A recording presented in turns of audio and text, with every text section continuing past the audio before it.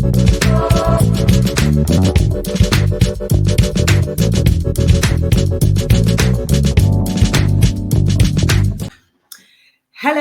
and welcome to another live. So this is episode 3. Please say hello, comment below so I know this is working, because I say this every time I do these. I always worry that it won't go live. And I just want to say a massive thank you to Employment Hero for sponsoring this live tonight. They are our payroll providers at the moment, and they've been with us probably about 3 years, and they're so good for our director-only payroll. So if you're an accountant and you want easy access to submit your payroll, check Employment Hero out because they are fab. So without further ado, I'm going to get Heather on board with me. Please comment below any questions as we go. I will do some shout outs. Let me bring Heather in back from backstage. Woo! Here she is. How are you doing? I am brilliant, thank you. All the better to be spending my morning with you. Yes, I've missed you and I've not seen you in a while. I know, and I miss you too. But we do follow each other on social media, so I see everything you're getting up to, which is incredible. So just to let everybody know, Heather's currently, is it 7 a.m. there? 8 a.m. 8 a.m. Oh, it's so weird because you're in New Zealand, aren't you? Mm-hmm. Living the dream. She's currently traveling, so I've been watching. If you don't follow Heather on Instagram, please follow, because her stories are incredible. I just want to do some shout outs as well, so bear with me, Heather, because I will be dragging the audience in. I like to hear what they've got to say as well. So we've got hello to Matt, Abby, we've got Steve, Lisa, hi guys from Lisa, and we've got Samuel. Hi Samuel. You've got some fans as well, Heather. Did you know that? Some fans? Yeah. The whole of the accounting industry know who you are. Did you not know this? Well, to be fair, it is an industry I've been in for a long time. Yeah. I remember my first Accountex, and I think it was 2017 or 2018. And we had Go Proposal. We were only 2 members of staff at that point. We had a tiny stand, and nobody had a clue who I was. And I was kind of walking around and I would see all these legends in the industry and just be like, I know they don't want to talk to me, but I'm going to bother them anyway. And it was, I remember it so clearly, because I remember thinking, oh my God, it's like a party. I remember they did a huge party afterwards, and we were just this tiny little, I don't even know if we had could be classed as a stand. It was like a little box that we could stand behind. Yeah. So I've been in the accounting industry for a long time, so I love accountants in many ways, and so we're cool. We're so cool, aren't we? Absolutely. So I remember seeing you back in 2019. I think I was literally 2 months into the business, and I met James, the founder of Go Proposal, and I do remember seeing you. And obviously, you were new. I thought, God, you're young, but we didn't really speak at that point. I don't think we might have said hello and whatnot. And from then to now, oh my word! And can you tell everybody a bit about your backstory, as in where you started off in your career? Sure. So I go back to 2016. I left university, and I've been working since I was 15 years old. I've never not worked. Yeah. I worked 3 jobs while I was doing my A-levels. I've just been obsessed with working, addicted to working, which is funny because we had the conversation about traveling and working at the same time, and saying I'd love to just be one of those people who could be really present and relax and lie on the beach all day. But I really struggle because I'm someone who my mind is 1,000 miles an hour at any given minute. It will probably all come to bite me one day. But so 2016, left university, and I moved straight down to London. I started my proper career off in Harrods, and I was an assistant manager in the chocolate hall, which was fun. So I was assistant manager in the chocolate hall, and we had this small team of people who looked after what Harrods called their VIP black card clients. So these people would spend more than £1 million a year in the shop. That's the only way you get a black card in Harrods, is if you spend £1 million every year in the shop. So comment below if you had a black card and if you did it. And you can sponsor the next one. Yeah. honestly, just crazy wealth. And coming from somewhere like Doncaster, and coming from somewhere where like most of my family worked down the mines, and Yeah. and it's not, we weren't on the breadline or anything, but you just wealth like that. I just never Yeah. ever seen it in my entire Yeah. life. People, stacks of £50 notes just in the bag like this, and they just flick through them like it was pocket change. Really? Back when there was and cash handling. oh yeah, exactly. And so that was my first, like, what I call proper Nando's Black Card, proper management role. And it was an assistant manager role. My team, I think, was around 8 people. But it was super harsh because we had, when you go into Harrods, you don't come, when you work there, you don't walk through the front door. They have a tunnel that goes underground. And when you go under that tunnel, you have your every day you have to go through airport security. So you have like metal detectors, you have to have all your items in clear plastic bags. You're only allowed a certain amount of liquids. They treat everyone as though they're a danger to security, even the staff, which is kind of fair. Yeah, that but was your a scary uniform environment at a young age, let's be honest. It's just, you're constantly like looking over your shoulder, thinking you've done something wrong at all times. Yeah. But not only that, the next layer up from that of kind of like strictness was that if you had a crease in your uniform, they would pick you out on a camera and take you to the side and tell you. And if you had hair out of place, I got told that this was one that I got told off for. If we had to have our hair in really tight buns, and if there was like a hair out of place, a strand of hair, you'd get pulled to the side and told that your hair was out of place. And I was a manager in that environment, so I had to do these things. I had to hold people to these standards, and being your first, it was awful. It was just, I hated it. I every day I got the bus to work, and I sat on that bus, looked at my watch, and thought, only 9 hours until I'll be on this bus home again, and then I can be free, and it's fine. Just get it done with. So my first kind of throw into the management world was a very strict, like, high level of approval and security one. And so a whole world away from Go Proposal. There was a job in between that, which was, I worked in a SaaS company, software as a service company, which is what Go Proposal is, down in London.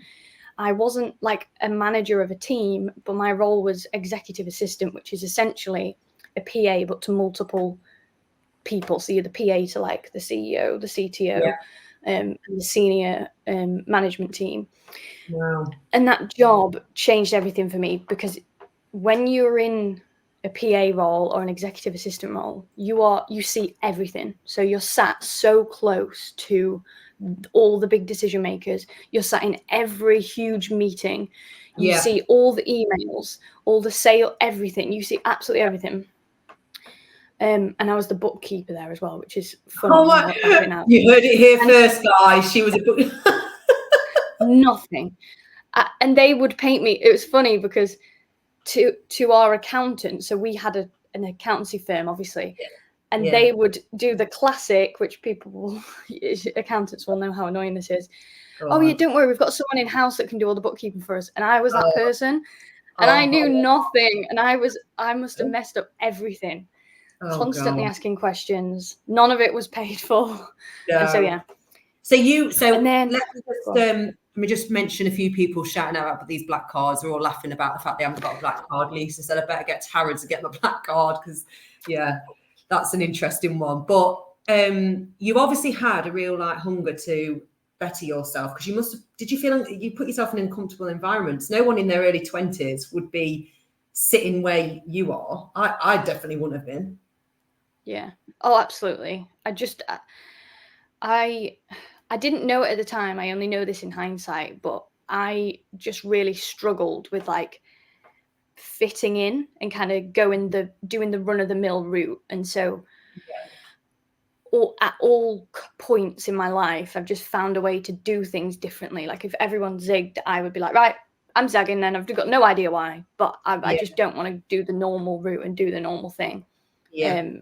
And a lot of the time that meant putting myself in very uncomfortable situations. Like if ever there was an opportunity to public speak or present or go to a sales meeting, I'd be like, that I'll go. No clue how. No clue. I'd be like, that's for me. I'll figure it out when I get there. Yeah, definitely. That is so refreshing to hear that. I think that will help a lot of the audience because you don't do it comfortably, I take it. You're not going there loving life, let's be God, honest. no. Me and Heather actually did I know, yeah, we said this, didn't we? We did a speaking event together before Walters Cluro, and we both met up before, and the adrenaline, the adrenaline before is almost unbearable. But like you, I almost want to share what I know and help others, and that sees me through, even though it's like massive. So if anyone who wants to comment below if you've ever done a public speaking event, or you're scared to do one, or would you do it? Would you not do it? Just let us know what your thoughts are on that, because Heather's done quite a bit now, and you do a lot of webinars and paid for like what do you call training sessions as such with leadership management style, which is incredible. So then you went, obviously you moved to Go Proposal, and James Ashford, is he your uncle? I got that Dad's right. brother, yeah. Brilliant. How was that working together? He's a character. I love him. Yeah, it was great. And I'm going to just give everyone, just to stay on the public speaking thing, I'm going to give you all a piece of advice that I got given that changed everything for me with public speaking, which was, before you go on stage, just repeat the words to yourself. May I say the words today that someone in this audience needs to hear? And when you do that, you take the heat off yourself, because you're not there for you. This is not the Heather show. It's not the Fran show. This is about giving away the knowledge you have inside of you to the people in the audience. And if you say something on that stage that impacts one person's life, that's all we're here to do. And so just I repeat those words to myself before I go on stage, because I do still get nervous. And the Walters Cluro one was hundreds of people in the audience on a big lit up stage. And even though I've done it before many times, we're both stood there like, oh, this is quite a lot. But you just have to take it away from yourself. It's not about us. It's about giving away the knowledge. Working with James has been ace. He is absolutely the crazy uncle, like always has been. The way the job at Go Proposal came about was, it was my, I want to say like 23rd birthday, and we were at Doncaster Racecourse with all my family. And I told James that I was moving back up north to Manchester, and he was like, oh, have you got a job yet? And I was like, no, I've not got one. And he was like, right, sit down. And then he just started interviewing me. And wow. What was your first initial role? What was he wanting to place you? We didn't have a role. I didn't. He had no idea. It was just him and Jack at that point. They were about a year into the journey. And they just needed, I think they'd had a run of bringing in really crappy people, and people just who didn't fit. Obviously, Jack's incredible. But then it was the second member of staff that tried and just hadn't found the right person. And James he'd known my work ethic. We both worked in the same restaurants when we were younger. And because James, even though he's my uncle, is my dad's quite younger brother. So he's only about, I think he's 12 years older than me. So there's not a huge age difference between us. And he just sat me down and interviewed me. And then we're like best friends now. So me and James, we don't work together anymore and haven't for about 7 months, but we'll have a massive video call for hours, probably once a month, where we just like get excited about life. And there's not it. I would love to tell you that it's not always been easy and we've had massive arguments, but we never have. And it's because we're both very honest and very direct. And so it's never got. Yes. Yeah. Well, he was for the first few years. When we moved to Sage, because of conflict of interest, he wasn't allowed to be my manager, but he was for the first 3 years of us building Go Proposal. But because we're both just very honest and very direct. And so it never got to the point where there was like a blow up. We'd have very difficult conversations with each other all the time. Many tears were shed, but it never got to the point where it was like a problem. Something you would call, it would make the relationship bad. It was always really healthy. Let me just quickly jump to Lisa, because she said, I did a talk, scared the life out of me. I watched her at this talk. She was fantastic. Scared the life out of me, and the self-doubt was massive. I thought everybody would be bored. My imposter syndrome kicked in, but she had really positive feedback. And I'll tell you why she was so good.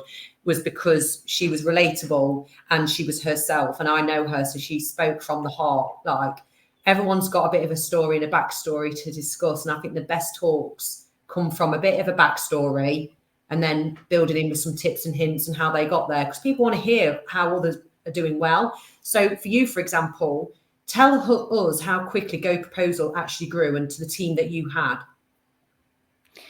Yeah, so I started with, I was the second member of staff, and for 6 months it was just just me and Jack, just like treadmill, hamster wheel running. We were just like getting everything off the ground. We didn't really have roles. We kind of made titles up, but really it was just a case of let everyone just chip in every 100% of effort and to get this where we need to. About a year after I joined, that was when we really started to build out the teams, and Jack naturally took on all of the client relationship work, so sales, support, like all the CRM systems that sat in the background, and then I naturally took on marketing, and we just gravitated towards those two different things. So Jack built out his team, I built out my team. We eventually brought in a product team, development team. And we went up to, I think at the point we got bought by Sage, we were maybe 30 people. To be honest, the team could have been bigger. For software companies, it's a very normal like growth pattern to get hundreds of thousands, if not millions of pounds of investment, and just plug the team with shitloads of staff and just kind of bloat everything and invest and just and we never wanted to do that route. We always wanted to be profitable, sustainable. We wanted to grow properly, so only bring people in when we could afford to, as opposed to, because the reason there's been so many tech redundancies over the last couple of years is because they go on that like growth path and then you can never be profitable. And so we did it the sustainable way. So our team was never a huge software team, but it just grew nicely. So building a team, finding the right people, leading people is the hardest part of running a business. Like, I started my business 5 years ago and it has been incredibly hard. I'm not going to lie. And I think everybody who's a business owner, and being an employer is the loneliest position in the world. So I when I was an employee, I could hang around with other employees and feel kind of like I fit in. And because I've got a few crazy ideas, I do things a little bit differently, and you start, sometimes you question yourself a little bit, and you do feel lonely as an employer. I don't know if anybody else does, by the way, and I don't know if you did, Heather, but I love, you need to see some of Heather's content, but you put a lot of stuff out there. But what's the biggest question you get asked as advice, for advice, basically, that would help others today? The biggest question. Yeah, what's everyone's problems? What do you get asked a lot about? I'm just trying to think, because I'm going to assume a lot of people here are self-employed. So there's different questions. I'm just going to make that assumption that the majority of people are self-employed. So coming at it from that angle, a big question is, can I be friends with my team? A lot of people ask, is it okay to be friends with my team? And whenever I talk about this, people do not agree with what I have to say. And I wasn't, at Go Proposal, like, I wasn't self-employed. I wasn't the business owner. James was. And the answer is yes, you can be friends with your team, but as long as you can build some very, very strict boundaries in place. And so I've done a whole blog article on this that I can send somewhere.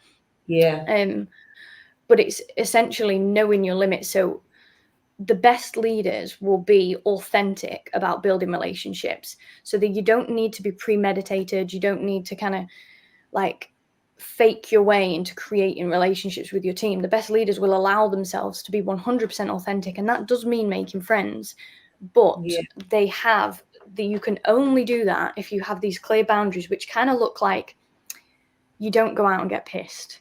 Like, that's just not, you might go for a drink with them at the pub, but you would then go home. Yeah, well, I do. I genuinely don't like drinking alcohol anyway, so that suits me fine. I'm going home. Yeah. Yeah. And same. And that's exactly what James would do. He was brilliant at this. And he would be like, oh yeah, let's go and we'd go to the pub, and James would sit around and chat with everyone and be friends with them essentially. And James is still to this day really good friends with a few members in the team. But then he'd go home. He wouldn't stay, he'd maybe stay for an hour or two. But as soon as and it seems silly that we have to talk about these things, but it is sadly, alcohol plays a massive part in work culture in the UK. He would be very good at like, now I go home, when people start saying things that they might regret in the morning, and when you've had one pint and it's just enough. And the thing then is, because the other thing you have to do is, when we talk about boundaries, is you have to be very aware and educate yourself very well on bias, because the last thing you want is you to be best friends with a member of the team, not to be good friends with this other person, and because of that you give them all the opportunities, because firstly it's just unfair, but secondly you're going to actually put your business in a really shitty place because your friend might not be the best person for the job. So you have to educate yourself very clearly on bias and make sure that you're overcoming it. But if you can't do that, the overarching advice that I then give is, if you can't invest that much time and money in educating yourself and you can't set those boundaries, then don't be friends with them. Then you have to, if you can't at that point, then you have to make a very hard stop on yourself and say, I'm just going to cut it off at 5 p.m.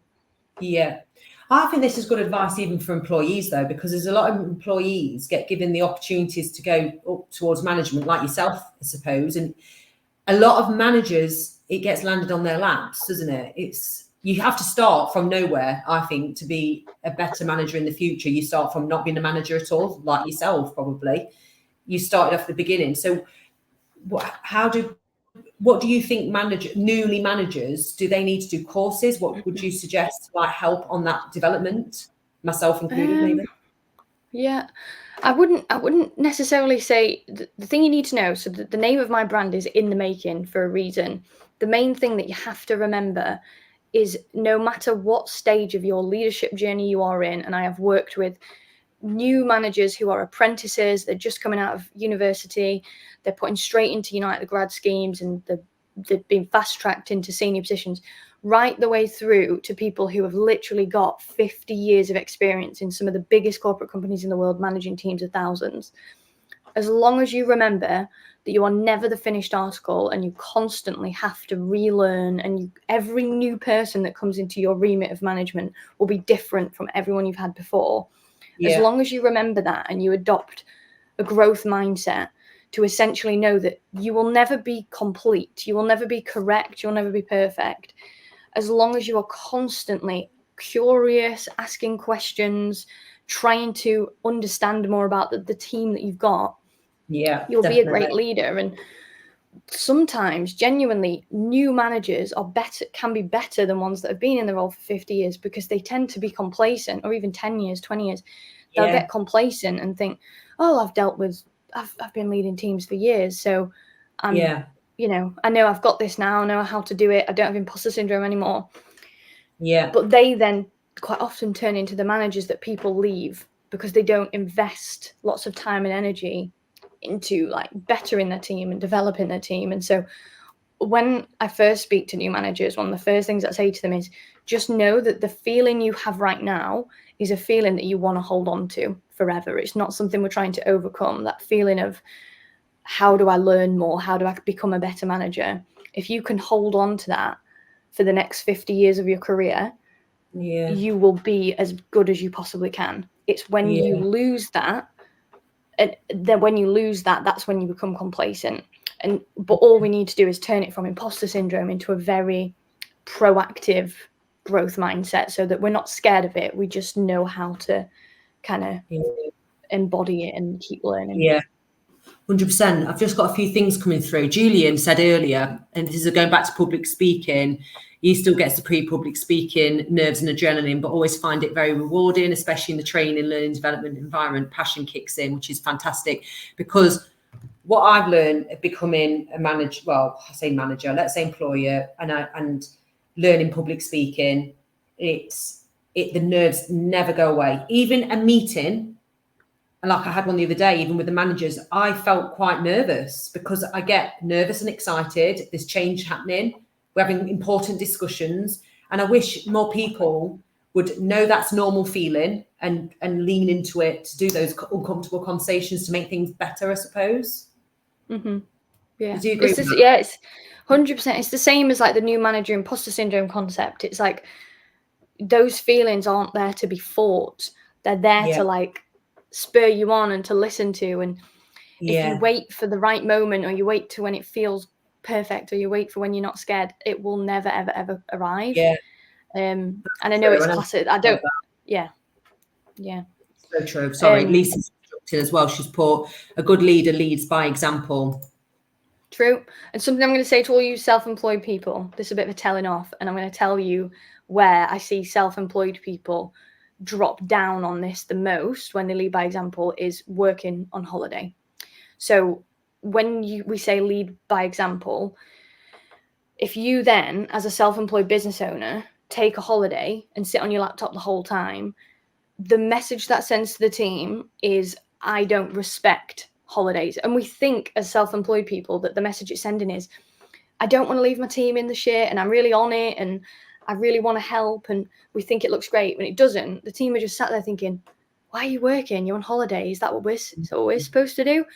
So to kind of flip that in a positive way for you as well, if you are self-employed, and if you're a manager of a team that you're not self-employed, if you're employed as well, do not work on annual leave. I had to speak to Go Proposal team about this because they're so brilliant, our managers. So when they went on holiday, they weren't necessarily working, but they were like still sending emails here and there, still replying to Slack messages here and there. And I had to be like, guys, what message does this send? Like, when you go on holiday, you take rest, you look after yourself. That's how we lead by example. Yeah, definitely. And I've learned a lot more of that this year. My business partner went away to America, and she came off, which was brilliant. And she was gone for like 3 weeks. And then I went away. I do my social media while I'm on holiday. To me, that's what I like doing. It's not working. It's my work, but I enjoy it. And I feel like that's a little bit different because I would never like not post. And if I didn't post for a bit, there's something wrong, if I'm honest. Ben's put, get comfortable being uncomfortable. It's so true. And then I've got another, this is the LinkedIn user. For some reason, your name's not coming through, so I do apologise, but I want to share this. I found it difficult when I first became a manager many years ago to transition to new boundaries, finding the line. Leadership can be very lonely, but it's also very rewarding when you get the boundaries right. That's very good. Very 100%. True. And I talk about boundaries online all the time, and boundaries are a nice kind of like big fluffy word that encompass a lot. But if you're looking for some very practical ways that you can set some boundaries today, turn off notifications, meaning like there is nothing urgent enough to steal your focus away from the important work that you're doing. If your team really have an emergency, which I guarantee in all the years that I have been directors and managers of different places, different companies, even now being self-employed, there has never, ever, ever been a single notification urgent enough that something has gone wrong. Like anything at all, turn notifications off. It helps to set a boundary for yourself there. And also, it's not good to be someone who responds really quickly because you just teach your team to rely on you and to make you the bottleneck. Not like pushing back on meetings. So if your team put lots of meetings in, if your seniors put lots of meetings in, if you put lots of meetings in, meetings are a really great way to start building some disciplines in saying, can I ask what the agenda is? Can we turn this 1 hour meeting into a 20-minute meeting? I guarantee you can do that more often than not. Do we need to have this meeting at all? Can it be a quick 5-minute Slack call? Create boundaries around your time and get so precious. Some of the best leaders that I have worked alongside, VPs in like the corporate world, their calendar is completely clear. You will never get a meeting with them because they know they have to focus so deeply working on their team, like nurturing the team, growing their team, working on systems that sit in the back end. If they're in and out of meetings all day, it's useless. Can't do anything. Yeah, that's really good, interesting. So Joe's put, I remember being a team leader once and was stuck in the middle of a senior management and my team and between a rock and a hard place. Yeah. And then Ben's put that I've been there, Joe, which is a real tough place to be. Same. You need, so Lisa's put boundaries. Lisa's one of my good friends. She works with the police, and we've said even boundaries for that in everything with friendships and not just at work. Work's a massive one as well. You've got to enjoy where you work and you've got to enjoy the journey of becoming a manager. But I also know, and I want to reassure others, that it is meant to feel uncomfortable and weird, and people might not like the new you in that position, even if you've not changed as such. I don't know. Is that true of you as well? Yeah. 100%. And people sometimes, like, you work with friends or peers, and then all of a sudden your role changes to manager. I really want to address what Joe and Ben have said about being stuck between team. Honestly, this is the corporate world to a T. Everyone is in that place. And the general rule of thumb that I used to work to was protect your own team, meaning you have to be a filter from, I know it's not a nice place to be, but you have to filter senior management and not allow it to impact your team too much. Because what we really love to do is we get direction from senior management that we might not like. And the first thing we jump to do is tell our team, but tell them how pissed off we are with it, how much we don't agree with it, how much we're annoyed at it. And we think we're like reasoning with them. And now it kind of softens the blow and we've got to deliver the news because we don't like it either. Yeah. But what the best leader do is, you're here, you've got your team here, your direct reports, protect them. Meaning when you get direction from seniors and you know that's not going to work well for your team, push back as much as you possibly can. Fight for your team and protect them as much as possible. There are a million and one times when it is just not possible and you have to pass that direction down. And when that happens, make sure your team know that you fought for them and they know your stance, but at the same time kind of lead with optimism and say, look, I did really struggle with this and I've pushed back, but the senior leaders have, we trust them. That's why we work here. I trust their direction. I don't necessarily agree with it, but I really want us to get on board. And I've now spent a week or two kind of understanding it, figuring it out. And I really want us to get behind it now because I can see how it could work. And so just protect your team. And because sometimes you can stop it. Like, it's happened to me many times. You can stop the direction coming from above. But then don't kind of go back to your team and just be like, oh, we've got to do this. So annoying, because it's really easy to do that. 100%. Right, we have literally run out of time, but I do want to just end with something that's my absolute favorite that will hopefully help some of the guys watching. And in what I loved is that the thing you put about being kind or being nice, and they are massively different. So I obviously want to be kind because being nice is going to get you nowhere, is it? Explain it if you don't mind. Yeah, so this idea, the definition, so it's stop being nice and start being kind. And when I ever say stop being so nice, people are like, we've been taught to be nice. If you don't have anything nice to say, don't say it at all. But the definition of nice, if you Google the word nice now, the words that come up are agreeable, satisfactory, pleasant. Being nice is essentially working for instant approval. It's taking the easy route. Being kind, on the other hand, comes from the similar place. It comes from good intentions, but it means bypassing the instant approval and winning the long-term respect instead. And quite often that means delivering the difficult, hard truths that people need to hear. So just a really quick practical example. The shit sandwich, you'll have heard that for feedback. So say something nice, say something bad, say something nice. That's a nice approach because you are essentially delivering feedback, but you're trying not to hurt people's feelings too much because you don't want to piss them off and you don't want them to not like you. So that's a nice approach. The problem is when you fluff up that difficult feedback, they won't hear that. The likelihood is they won't hear the message properly that they need to hear. And so you've not created the long-term impact that you really wanted to. Being kind is just to deliver that feedback very directly, give them all the information, and then let them run with it. And they might not like it. It might not win you the instant approval. They might go home to their partner pissed off. But ultimately, it's the only way that they will improve, and they will respect you so much more long term. Yeah, being truthful and honest. So stop being nice and start being kind. Being kind and be honest and direct with your team.